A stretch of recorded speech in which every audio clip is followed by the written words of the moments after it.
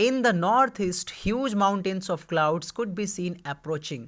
अब जो हमारा नॉर्थ ईस्ट डायरेक्शन है ना, उधर से ह्यूज माउंटेन्स ऑफ क्लाउड्स दिखाई दे रहे थे, यानी कि बादलों का झुंड आता हुआ दिखाई पड़ रहा था।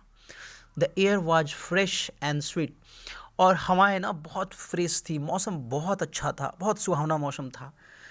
The man went out for no other reason than to have the pleasure of feeling rain on his body, and when he return he exclaimed.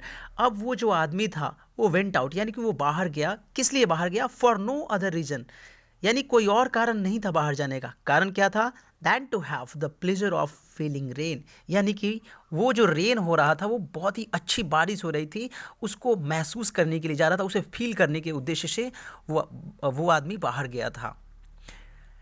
And when he return he exclaimed. अब exclaim का मतलब क्या होता है कि बहुत ही खुशी से उछलना, एक्सक्लेम्ड। अब क्या हुआ कि जैसे ही वो लौटा तो खुशी से उछल पड़ा।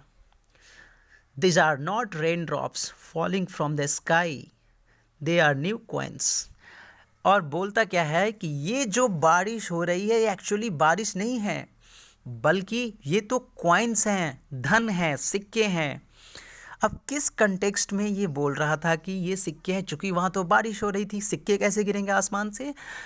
तो बच्चों, सिक्के इसलिए गिर रहे थे क्योंकि वो जो बारिश थी ना, वो फसल के लिए बहुत ही ज़्यादा यूज़फुल होने वाली थी, बहुत ही रिक्वायर्ड बारिश थी वो, इसकी बहुत ज़रूरत थी, है ना।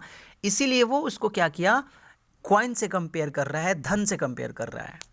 The big drops are 10 cent pieces and the little ones are 5। और आगे वो बोलता है कि जो बारिश की बड़ी बड़ी बूंदें हैं वो तो और ज़्यादा बेनिफिट पहुंचाएगा, इसलिए वो 10 पैसों के सिक्के हैं, और जो छोटी वाली बूंदें हैं बारिश के, वो 5 पैसे के सिक्के हैं। ठीक है, ओके स्टूडेंट्स। सो ये जो कुछ लाइंस था, इसका मीनिंग ऐसे बनता है।